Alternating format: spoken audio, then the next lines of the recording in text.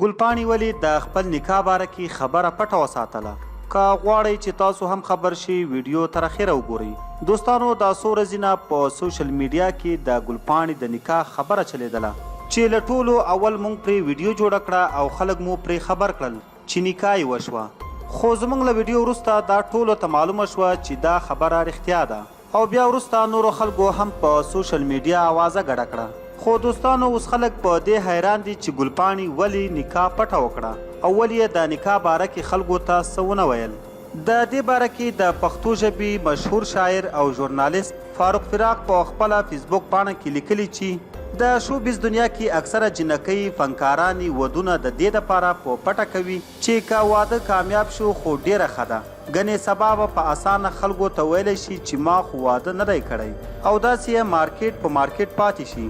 په نږدې ورځو کې د پښتو یوې نه بلکې دوو پیغلو سندرغاړو په پټه ودونه کړي دي. دواړه دې ورته بختور او مبارک وي. نو دوستانو ګلپاڼې ځکه دا خبره پټه ساتلې چې که رښتیا خرابه شي نو خلکو ته به څه نه وایي او پټ په پټه به خپل خاوند پرېږدي. فاروق فراق دا هم وایي چې یوې بلې پیغلې سندرغاړې هم په پټه نکاح کړي خو چې دا څوک ده موږ یې خامخا معلومات کوو.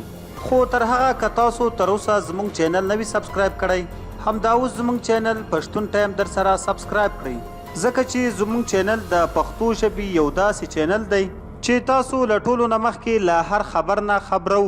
تر بلې ویډیو مو په لوی او بخونکي رب سپارم. د لوی الله په امان.